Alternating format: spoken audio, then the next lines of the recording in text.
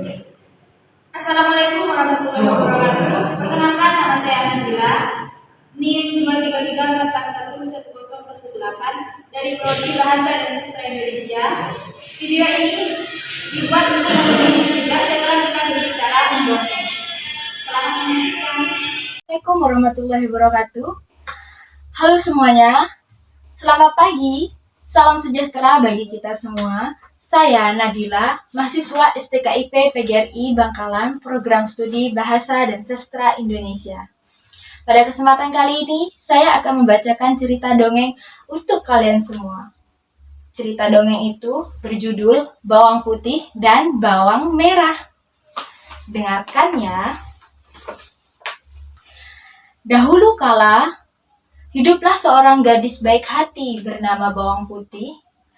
Ia tinggal bersama ibu tirinya yang sangat galak dan sangat jahat kepadanya.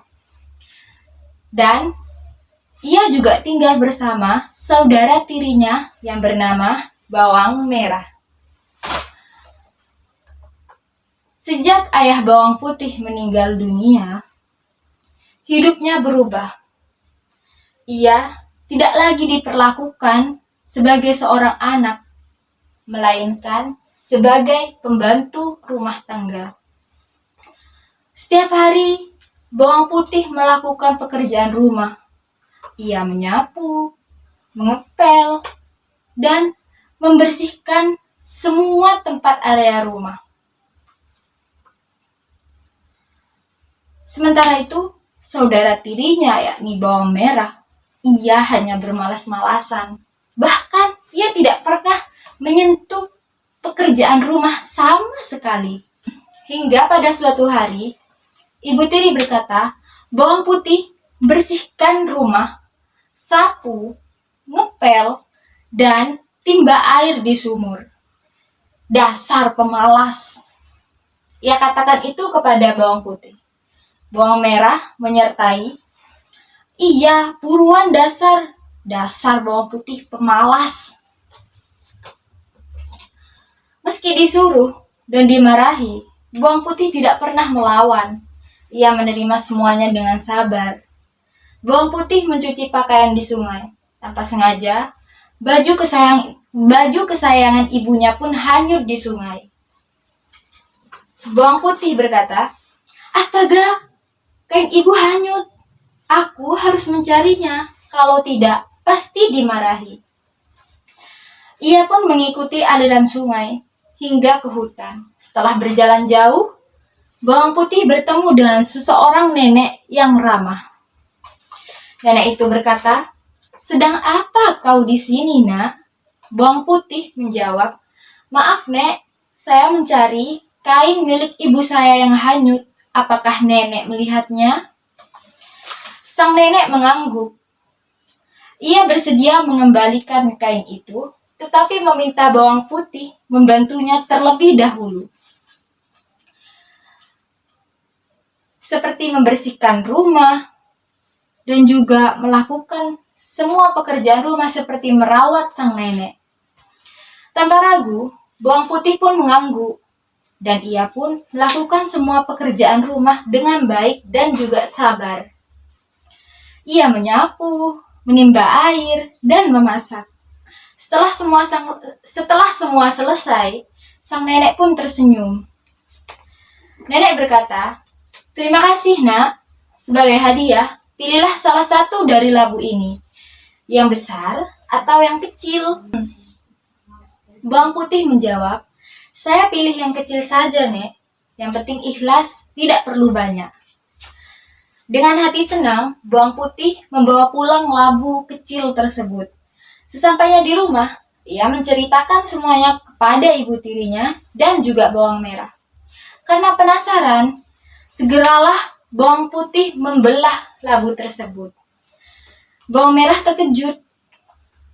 Ibu, lihat labu ini. Labu ini berisi emas dan permata. Ibu tiri berkata, kita harus dapat lebih banyak dari ini. Keesokan harinya, ibu tiri menyuruh Bawang Merah melakukan hal yang sama dengan apa yang dilakukan Bawang Putih. Bawang merah pergi ke sungai, menghanyutkan kain dengan sengaja, lalu mengikuti arus hingga ke hutan dan berpura-pura mencari kain tersebut. Hingga ia pun sampai di rumah sang nenek dan sang nenek berkata, "Apakah kau juga mencari kain yang hanyut?" Bawang merah menjawab, "Iya, cepat beri saya kain itu." Sang nenek tetap memintanya membantu, tetapi bawang merah hanya bekerja setengah hati dan sering mengeluh. Bawang merah berkata, rumah kecil, tapi kerjaannya banyak sekali. Capek." Meski demikian, sang nenek tetap memberinya pilihan 2 labu. Bawang merah langsung mengambil yang paling besar tanpa berpikir panjang. Bawang merah berkata, "Tentu saja aku pilih labu yang besar, karena pasti isinya lebih banyak."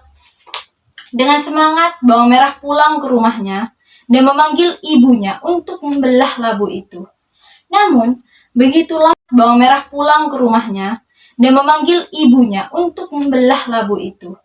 Namun, begitu labu besar dibelah, keluar berbagai binatang yang menyeramkan. Ada ular, kalajengking, dan laba-laba. Bawang merah dan ibu tiri berteriak, "Tolong, ini bukan emas." Sejak saat itu, mereka menyesali keserakahan mereka, tetapi semuanya sudah terlambat. Ibu tiri dan bawang merah menjadi bahan perbincangan orang di kampung. Banyak orang merasa kasihan dan tak sedikit pula yang merasa mereka pantas untuk mendapatkan pelajaran atas sifat buruk mereka. Sementara itu, bawang putih semakin dikenal sebagai gadis yang sabar dan berhati mulia. Suatu hari, seorang pedagang kaya lewat di kampung itu. Ia mendengar tentang kebaikan dari bawang putih, lalu datang melamarnya. Bawang putih diterima dengan baik di keluarga barunya, yang penuh kasih sayang. Bertahun-tahun kemudian, bawang putih tetap tidak berubah, walau hidupnya telah bahagia dan berkecukupan. Ia tetap rendah hati dan suka menolong dan menghormati orang tua. Bahkan ia tak pernah membalas dendam kepada ibu tiri dan saudara tirinya. Ia memilih untuk memaafkan karena baginya dendam hanya akan melukai hati orang lain. Bawang putih di dalam hati berkata, "Kalau aku membalas mereka, apa bedanya aku dengan mereka? Biarlah semua jadi pelajaran untuk kita semua." Akhirnya dongeng bawang putih dan bawang merah menjadi cerita, kisah yang sering diceritakan dari generasi ke generasi.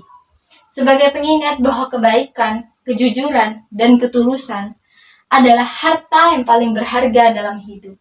Dan bahwa setiap perbuatan, baik atau buruk, pasti ia akan kembali kepada yang berlaku.